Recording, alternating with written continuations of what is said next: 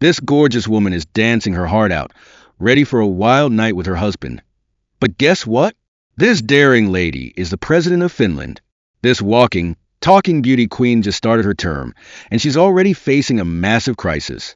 Her spring break gets wrecked by a major military attack. A strategic island is invaded, and the place falls quickly when multinational mercenaries suddenly swarm in.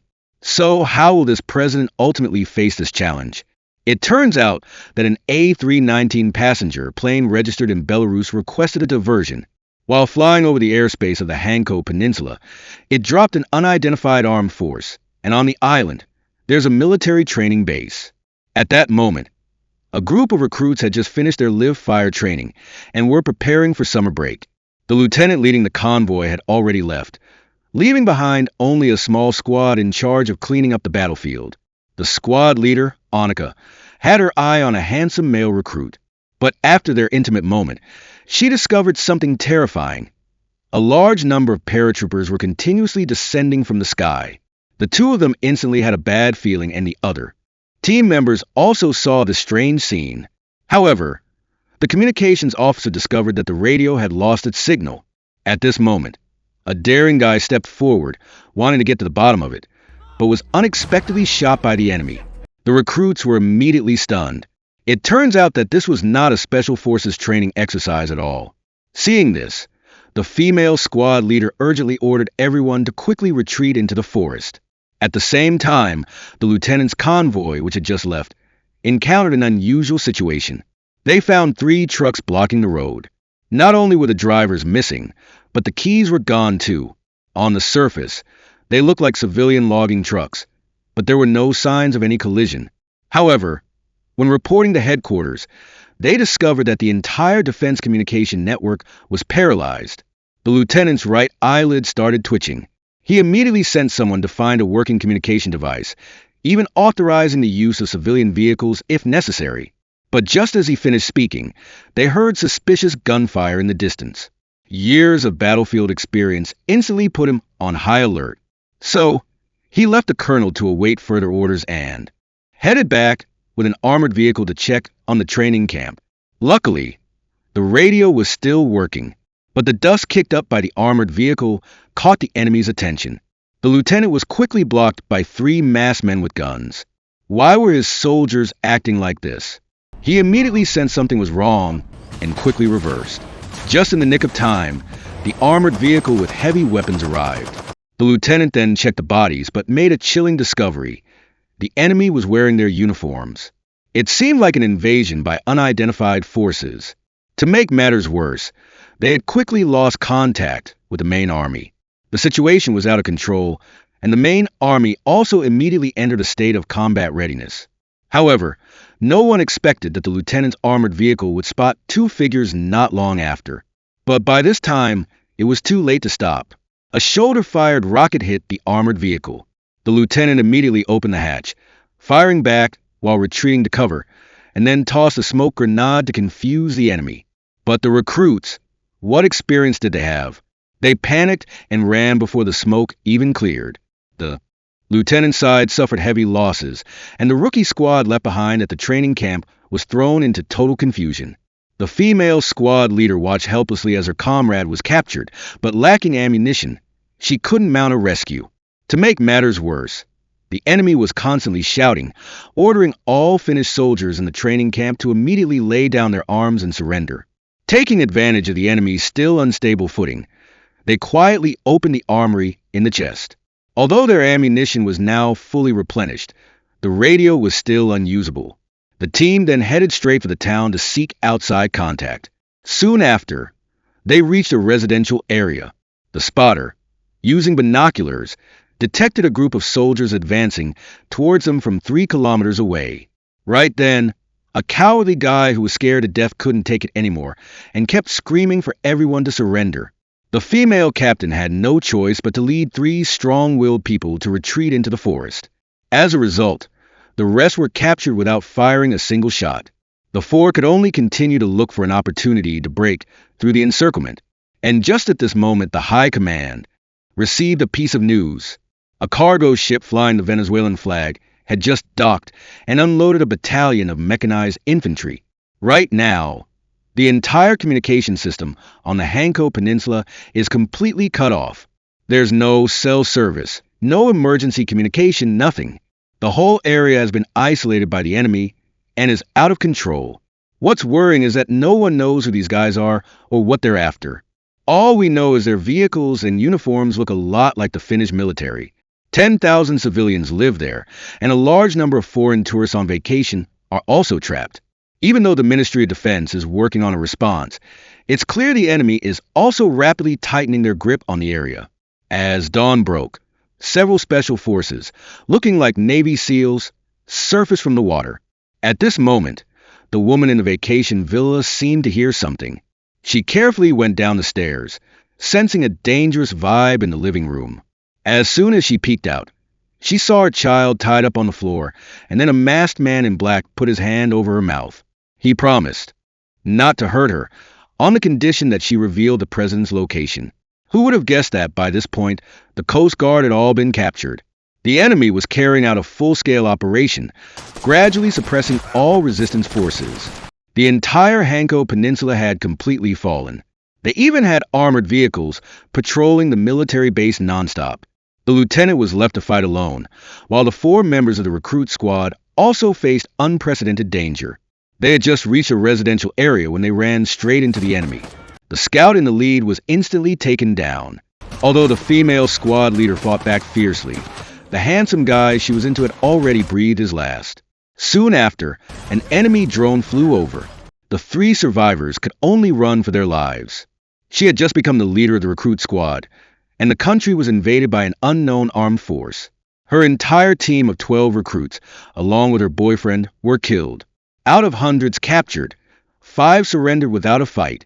Now, she was left leading only 2 squad members, hiding in the forest. Annika was on the verge of breaking down. It was the encouragement from her teammates that helped her regain her composure. They were trapped on the peninsula, blockaded by the enemy, with their only option being to seek help from civilians. She stealthily opened the door of a house. Clearly, the residents had already evacuated. The 3 of them were starving at this point.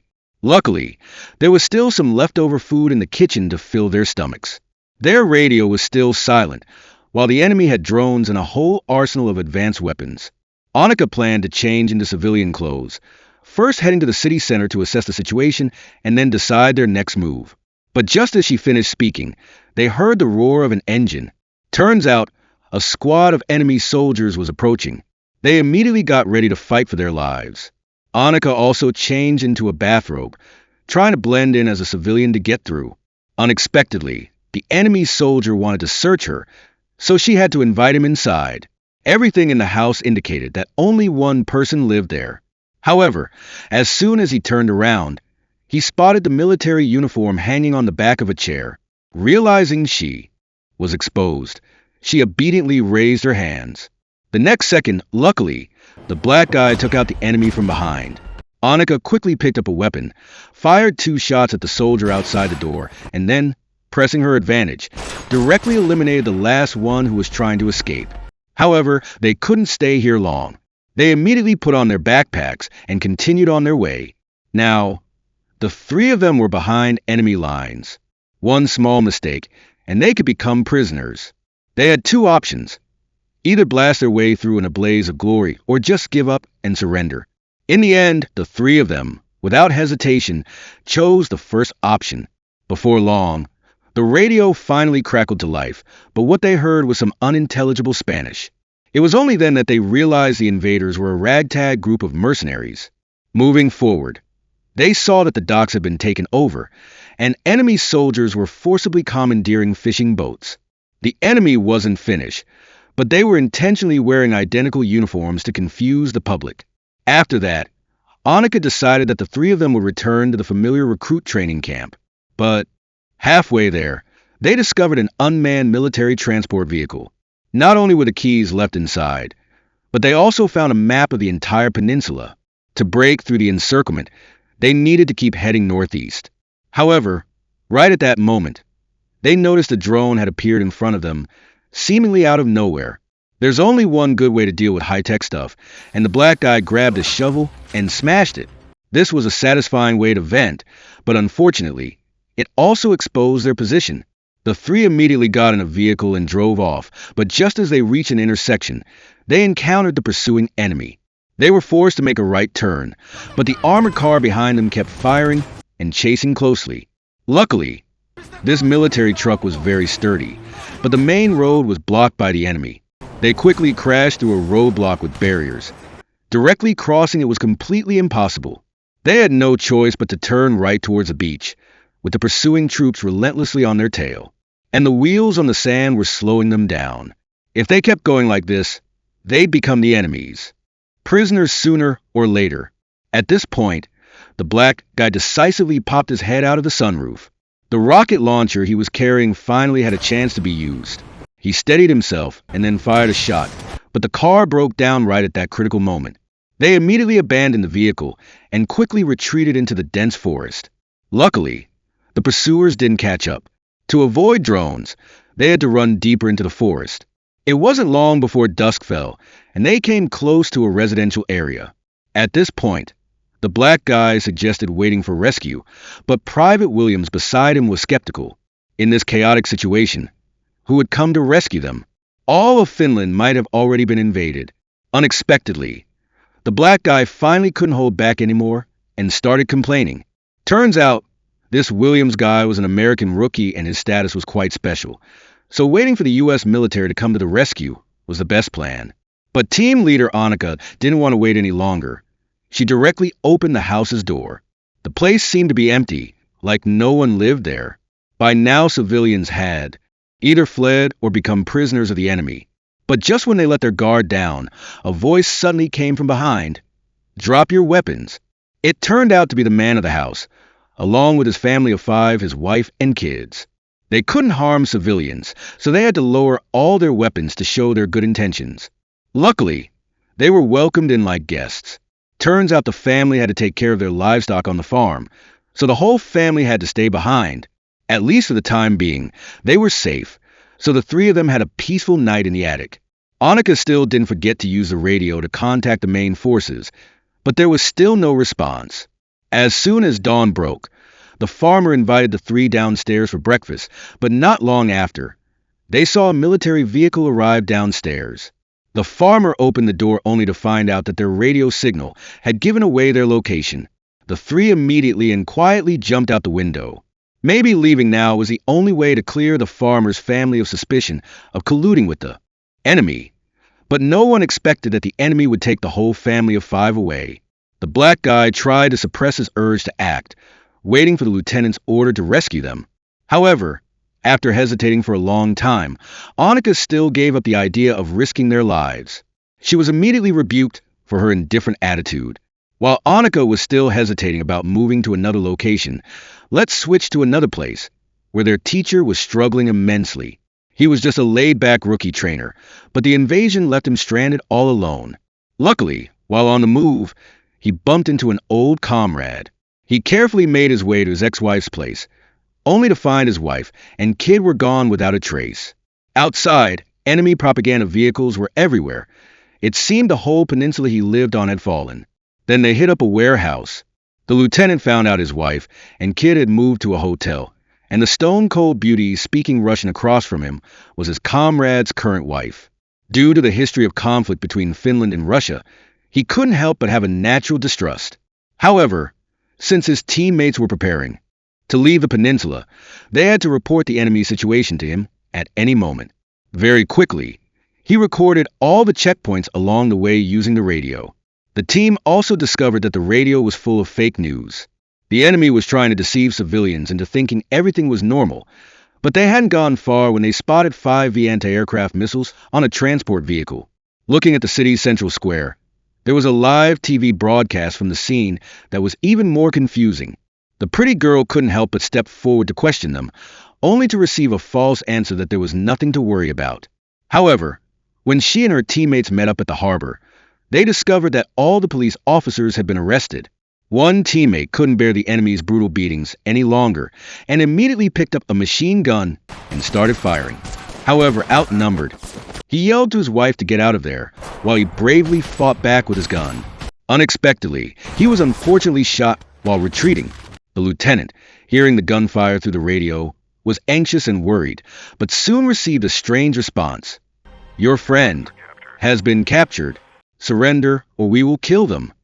The lieutenant immediately changed into civilian clothes, stuffed all his guns into a backpack, and took off his ID tag. However, just as he was about to go out, he saw a patrol team arrive in front of the yard. He quickly slipped out the back door and hid behind a trash can. Taking advantage of a moment when the enemy wasn't paying attention, he quietly ran into the woods. He quickly spotted the vehicle of his captured teammates at the harbor and also found discarded shell casings on the ground. It turned out the enemy had fabricated the truth, using this as evidence that the Finnish army was attacking civilians. After he said he was looking for his lost daughter, the other side pretended to help, saying he could get assistance by lining up. Unexpectedly, the enemy was doing a good job with appearances. He pretended to head towards a line and then slipped away. He went out to the sea alone but still didn't receive the coordinates sent by the others, then headed straight to the hotel.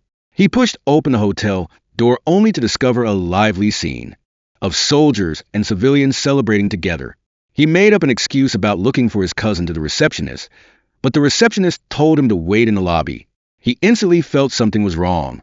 The register clearly showed the room number, so he resolutely went through the emergency exit and knocked on his daughter's door from the balcony. He wanted to take his wife and child to their grandparents' house for a reunion, thinking it would be safer there. However, his ex-wife didn't want to leave and firmly believed the hotel manager, who said this was the safest place. But the lieutenant realized the manager was an undercover agent. Just as the two were arguing, the manager led his men upstairs. He pretended to cooperate, then threw a powerful punch right into the guy's face. He quickly took control of the situation. If he weren't worried about scaring his daughter, he would have shot that spy dead. But as he's scaling the wall to escape, trouble hits. His pistol drops to the ground, and he can't pick it up. Suddenly, even more soldiers are chasing him. He moves like a snake and jumps over a low wall. He's running for his life, skillfully dodging a pursuing armored vehicle. Hanko Island has completely fallen, totally ruining the president's intimate fun time. She was enjoying her spring break when she was suddenly called in by the Department of Defense. The Hanko Peninsula was under enemy control, and they'd even sent an ultimatum. They claimed they only wanted to rent the area temporarily and would discuss terms once things calmed down. It was obvious the islanders were now hostages. The only escape route was now cut off by the enemy. The Prime Minister suggested using diplomacy to solve the problem, saying a military response would be too costly. But the president was firm. No negotiating with those who invaded their territory. She wanted to declare a national state of emergency. However, Finland's political situation is pretty unique. The Prime Minister runs the government, while the president is the head of state, becoming the supreme commander of the military during wartime. As a figurehead president, more famous for her online hot girl image, even the commander-in-chief shirked responsibility. He said the intelligence agency had given an early warning about the situation, but unfortunately, she and the government didn't react. Now, the only option was to send a special forces team for reconnaissance. She immediately agreed to this plan and ordered the commander-in-chief to carry it out secretly, right away. So, the next day, over the sea south of the Hanko Peninsula, 2 helicopters full of Finnish special forces flew in. Just like that, they quickly took control of the ship's deck and rushed into the ship's cabin. The special forces searched every nook and cranny of the ship's cabins. Just like that, without breaking a sweat, they successfully retook the oil tanker that the enemy had seized. And in the lower cabins, they took out the armed militants who stubbornly resisted. However, just as the command got this good news, they learned that a Russian naval task force was on its way. She immediately headed back to the presidential palace. It turns out that Russia had offered to send troops to help with the fighting. She immediately asked if there were any Russian officers among the mercenaries. She started to get heated, but the Prime Minister next to her quickly changed the subject. Since they couldn't see eye to eye, the female president immediately ended this pointless meeting. It was at this moment that the two leaders had a fundamental disagreement. The next second, the tough-talking president took off her suit and, in a surprise move, showed up in front of everyone in a military uniform. Meanwhile, on the other side, the Special Ops team had assembled. The specific plan was laid out. The Navy and Air Force would distract the enemy, and during this chaos, they could quietly sneak behind enemy lines, gather intel, and try to capture a high-ranking officer. After a guy gave a rousing speech, the Special Ops team headed out to the battlefield that very night. At the same time, the Prime Minister showed up at the newsroom and announced to the whole country that they were about to establish diplomatic relations with the invading forces. The American diplomat also suggested pulling the team back and revealed that an important U.S. citizen was trapped on the peninsula. It was Private Williams, who also happened to be the nephew of the Speaker of the U.S. House of Representatives. But the arrow had already been fired. There was no turning back. Right then, the G9 fleet took off, set to meet up with Swedish Gripen fighter jets over the Hanko Peninsula. The Special Ops team also secretly gathered at a shoal and immediately activated the Sirius system. The command center got the signal and instantly ordered the Navy to launch a support attack. So, at the same moment, the Navy and Air Force moved towards the Hanko Peninsula. However, from the harbor, two enemy anti-aircraft missiles shot up. The fighter jets on this side immediately released flares, successfully dodging the missiles. As for the enemy's sea-based missile attack, the warship also fired its cannons for a precise counterattack and released chaff at the same time, successfully detonating another missile from a distance. Taking advantage of this, the Special Ops team, which had been waiting for orders, submerged into the water. As dawn broke, the team members successfully surfaced on the shore. The battle was about to begin. At this point, the command center also received news that the support attack was successful, but the team had blocked their signal after entering the occupied zone. Although the team members could communicate with each other, to avoid detection, they couldn't contact the command center. The female president, ever the brilliant strategist, announced to the media that this was just a pre-planned exercise with Sweden. Unfortunately, there was one thing still giving her a major headache. Her husband's sister was still in the war zone, and it was unclear if she was dead or alive. Back in the thick of it, the lieutenant was being chased down by mercenaries. He moved like a snake, and if you're quick enough, even bullets can perfectly whiz by your shoulder. He jumped over a low wall and sprinted towards the sea. He'd gotten GPS coordinates and had to find his scattered soldiers. He carefully made his way to a residential area, and just as he turned a corner, he spotted a soldier. It was the rookie female squad leader he was looking for. They finally linked up. They could only wait until nightfall and use the island's cover to escape by boat. But before they could even finish getting ready, they saw an enemy squad was also following the GPS signal, heading their way. The lieutenant quickly ordered his 3 subordinates to retreat, while he stayed behind at the boathouse to cover their escape. He was trying to buy them some time, but just as he looked up, he saw a drone flying towards him. He shot it down with one shot and quickly ran into the forest. He dodged the pursuing armored vehicle and finally made it back to the warehouse where his teammates had been hiding. But just as he was about to grab his gear, a woman's voice suddenly called out, stopping him in his tracks. Turns out it was the Ukrainian wife of his teammate. The beautiful woman was helpless, watching her husband get locked up in the shipyard. So she begged the lieutenant to go with her to rescue him. So, the very next second, the two of them cautiously made their way straight to the shipyard. They avoided the armored vehicle patrols and coordinated their entry into the building. But just as he was following closely behind, he suddenly bumped into a mercenary who just ran outside. He acted first, getting the upper hand, and then choked the life out of the unlucky guy, sending him to meet his maker. Right then, the beautiful woman also came back to help, and the two of them immediately hid the body in the lowest level of the stairwell. However, the noise still caught the enemy's attention. They could only hear another person calling down from the top of the stairs. Right now, since their position wasn't exposed yet, the best option was to get out of there fast. They went back outside, where the enemy was heavily guarding the area. Very quickly, they spotted a transport truck, which meant that prisoners were constantly being brought to the shipyard for lockup. But the lieutenant had no idea that this truckload of prisoners was his 3 subordinates who had just been separated from him. Turns out, the 3 guys who took the speedboat as planned to escape to the island were unfortunately chased by an enemy warship from behind. They rushed to get ashore and then frantically fled onto a deserted island. But the enemy landed right after them, so they had to keep retreating. It seemed like the enemy's pursuit was targeting the American Private Williams. Dozens of mercenaries had already been deployed to search for him. At this point, the female team leader, Annika, instructed the black guy, who was the fastest, to take the intel and leave alone first. The two of them would stay behind as rear guard, but in the end, they were forced to hide behind a large rock on the coast. The sea was behind them, leaving them no way to escape. The two gave each other a slight nod. In the next second, the female captain fired the first shot in their counterattack, but they were immediately met with a fierce counterattack from the enemy. Although they achieved some initial success, Williams was soon hit by a grenade. Annika quickly bandaged him up. Even though the bleeding in his leg was temporarily stopped, the appearance of one person made them completely give up resistance. It turned out that the black guy who had left earlier had been captured. With no other option, she obediently raised her hands in surrender. Just like that, they were escorted back to the shipyard. However, the enemy didn't provide any medical treatment for the injured prisoner. Instead, they took out a scanner and examined Williams' neck. They quickly found something behind his ear, and the mercenary used a knife to cut it out right then and there. Inside was a microchip, revealing his identity as the grandson of the Speaker of the U.S. House of Representatives. The female captain and the black guy were locked up underground, and the entire rookie squad was captured. But this bad situation wasn't without a silver lining.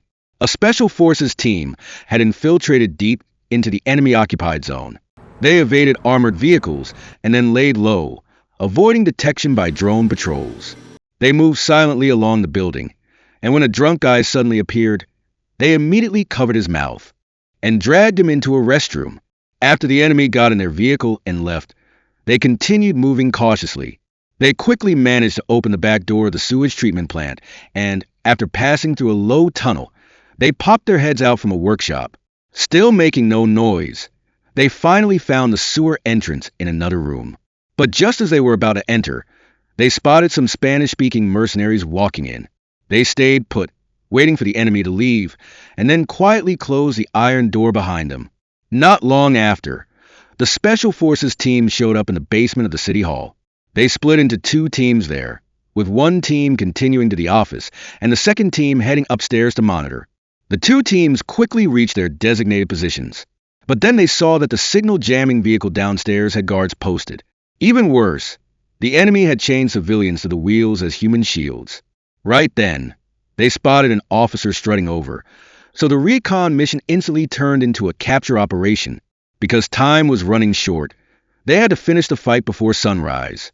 Quickly, Team 1 moved down the stairs, all of them hiding behind the reception desk in the lobby. They stayed out of the officer's sight and then stormed straight into the office area. After a flashbang, Team 2 easily captured the high-ranking officer on the spot. Support from the snipers upstairs bought a lot of time for the team members in the room to retreat. However, just as the two of them were passing through the meeting room, the team member covering the rear spotted someone charging in. At this point, Team 2 was split into two groups, forcing them to act separately. While two of them were escorting the officer into the tunnel, enemy reinforcements outside arrived right on time in a tank. Just as the other two rushed out of the gate, one member was shot and fell to the ground, but luckily, it wasn't serious. They retreated into the woods under the cover of smoke grenades. As day broke, the enemy escorted the hostages and moved the signal jamming vehicle. Two team members stayed behind to observe from a distance. It turned out their mission scope had been temporarily expanded. At the same time, two speedboats carrying the Special Forces team quietly pulled out of the control zone. Although one member was injured, they had captured a high-ranking enemy officer. Headquarters immediately received the good news, and the female president began preparing for the next phase, getting ready for the midnight operation. However, her husband was strongly against this, because his sister and her family were still on the island. This guy was causing a scene, demanding that the president not launch an attack on the island, and even using diplomatic measures to pressure her. However, the president hadn't yet figured out a better solution. You could see she wasn't putting personal matters above the country's. However, the prime minister favored using diplomatic measures to negotiate with the other side and even went to meet privately with a mediator. Unexpectedly, just as he stepped out the door, he was ambushed by an unidentified gunman.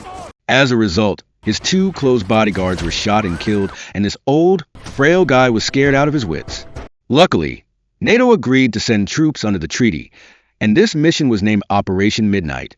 Currently, the airspace and naval routes around the Hanko Peninsula were under a blockade, and they were continuing to reinforce ground troops. Also, the Finnish Special Forces team would continue carrying out their mission. However, the enemy was using civilians as human shields to protect their electronic jamming vehicles from attack. If they didn't destroy the jamming vehicle, the command center wouldn't be able to communicate with the forces on the peninsula. If they launched a precision airstrike, it would inevitably mean sacrificing the hostages tied to the jamming vehicle. And the longer this dragged on, the more they lost their current tactical advantage. Even more terrifying, according to a clue provided by the surrendered Finnish mercenary, the enemy very likely possessed nuclear weapons. Moreover, the enemy's missiles had a range of up to 2,500 kilometers, and if they carried nuclear warheads, every city on the Baltic Sea was at risk of being leveled. She wanted to seek advice from the U.S. diplomat, but the diplomat wanted her to prioritize those missiles above all else. This was opposite to what she was thinking. The diplomat believed that success requires sacrifice, but the female president wasn't that cold-blooded. Right at this moment, her sister-in-law was chained up next to the jamming vehicle. And not long after, her sister-in-law's husband and children were also brought to the scene. This family was reunited, but they had all become human shields for the jamming vehicle, and this was only the beginning. The command center quickly discovered that a video of the family's plea for help was spreading online. The female president was on the verge of a breakdown and immediately ordered the shutdown of all social media in Finland. Under such immense pressure, she couldn't help but throw up. After a period of inner turmoil, she was forced to decide to launch the airstrike. Right after that, bombers took off, their targets set on the 5 jamming vehicles on the peninsula. Now, the only hope rested on the 2 Special Forces team members still holding their ground. However, with less than a minute left until the precision bombing, they also received orders from their captain to retreat immediately. But to save the child's life, the 2 ultimately chose to launch an attack. The enemy was taken out. However, the enemy was all taken out, but there were only 2 minutes left until the bombing. One member hurriedly found the keys and first uncuffed his teammate. After that, he went to rescue the other hostages. Unexpectedly, the bombing had already begun, but enemy armored vehicles arrived as reinforcements. Everyone urgently retreated into the building. One team member was in charge of covering their backs, while the freed teammate also grabbed a gun to help. Right then, a target in the distance exploded into a cloud of black smoke. The team member quickly threw a smoke grenade, but just as he was about to use the opportunity to retreat, all 5 jamming vehicles were destroyed. Cell phone service on the peninsula instantly returned to normal. The female president, suppressing the pain in her heart, finally gave the order for an all-out attack. Following the president's command, the vanguard of the Finnish army sprang into action. The naval assault team landed first, hitting the mercenaries' heavy firepower positions at the port. They took control of the missile launcher vehicle and cut off communication between the docks and the outside. Next, helicopters landed, and the Special Forces team infiltrated the enemy-occupied area, while also launching multiple Scan-Eagle drones to coordinate reconnaissance. The tank division also quickly advanced towards the Hanko Peninsula. Among them was a highly excited lieutenant colonel from the U.S., who became the first American soldier to fight on Finnish soil. However, as the tanks crossed the trenches and entered the enemy-occupied village, they were immediately ambushed with rocket launchers. Both sides instantly exchanged fire. The enemy used the dense forest as cover, but still couldn't overcome the clear advantage of the tanks. After reaching the target location, the lieutenant colonel was the first to charge out. Facing a barrage of fire from the enemy on the hillside, they could only start by clearing out the granary. They showed no mercy to those resistors who weren't completely dead yet. But even though they carefully went out, they unfortunately stepped on a landmine the enemy had planted earlier. Luckily, they had the heavy firepower of the tanks for support. Seeing this, the lieutenant colonel immediately charged forward. But it wasn't long before even the tank came under heavy fire. It looked like victory would have to wait for the main force to arrive. Meanwhile, the lieutenant, along with the Ukrainian woman, was near the shipyard. As soon as the 2 heard the sound of artillery, they knew it was the perfect time to rescue their teammates and squad members. From their observation through the scope, it seemed like the enemy was in a panic retreat, even taking off their uniforms and putting on civilian clothes. The lieutenant left the woman to stand guard, while he sneaked into the shipyard to rescue the hostages. Through radio communication, the two formed a coordinated team, working together from inside and out. Although most of the enemy in the shipyard had fled, there were still a few uninformed mercenaries standing guard. First, he threw a grenade, followed by a burst of gunfire to take down the unlucky ones. But as he stepped out the door, he was ambushed by a large guy hiding behind it. The two immediately wrestled. The lieutenant, not wasting any energy, suddenly pulled out his pistol and fired a shot. Having dealt with the immediate threat, he quietly sneaked into the shipyard's workshop and repeated the same actions. With the help of grenades, he took down two more mercenaries and finally found the captured team members in the basement. He tossed down a military knife. Just like that, he rescued the entire rookie squad. However, only one person was locked up separately, and that was Private Williams from the U.S. After that, the lieutenant led everyone to retreat, but the female team leader, Annika, quietly left the group. However, not long after the lieutenant risked going out to find an escape route, he was shot by a hidden enemy. The enemy wouldn't let up, wanting to use the injured bait on the ground to eliminate anyone who came to rescue them. Luckily, the black guy provided covering fire in time, and the team members were able to drag the two injured people back. Meanwhile, Annika was searching the warehouse when she saw Williams tied to a stretcher and being loaded onto a vehicle by the enemy. She immediately opened fire, but the gun she picked up only had 3 bullets left. After taking down 2 soldiers, she threw the gun away and charged out. She sprinted, finally managing to climb onto the back of the truck before the enemy could speed away. But just as she was about to rescue him, she realized the vehicle had suddenly stopped. Right after, she saw a soldier pointing a gun and sticking his head out. In that split-second, life-or-death moment, a single gunshot rang out. Turns out, the Ukrainian beauty was a sniper. The final threat was neutralized just like that. At the same time, the main force of the Finnish army arrived just in time. The mercenaries raised their hands in surrender. The seriously injured captain was put on a stretcher, and his teammates were also safely rescued. Although the counterattack was successful, it resulted in at least 120 military and civilian casualties. The Hot Girl President's Firm offensive forced the mysterious mercenaries invading Finland to surrender. However, the mastermind behind the conflict was still unknown. It was only known that some of the soldiers came from Russia and its dependent countries. But Russia firmly denied this. Afterward, NATO announced the formation of an investigation committee. But no one expected that the surrendered soldiers would all claim to be tourists. By this time, the outraged public was demanding answers from the female president about the conflict, questioning why she ignored the military's warnings. There were even rumors that she had assassinated the current prime minister due to political disagreements. To make matters even more unexpected, the U.S. Secretary of State offered a belated solution. The U.S. side immediately changed the subject and then expressed gratitude for rescuing Private Williams. What was the ultimate secret behind this conflict? Perhaps, at this point, the female president already had the answer. Afterward, the lieutenant was saved, and the female team leader, Annika, also mourned her lost boyfriend. The military held a collective funeral for the fallen soldiers. The female president also gave a speech of condolence on television. The film ends here. Thank you for watching the whole video. Let me know in the comments which movie you want me to cover next. See you later, and goodbye.